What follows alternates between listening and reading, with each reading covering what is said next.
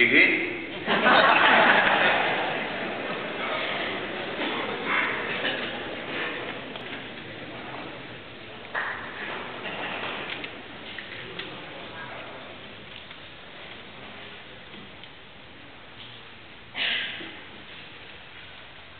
Aquí un poema en el sentit de, diguem, de la realitat que no és virtual. Trenca una branca seca, arracona un esbarzer,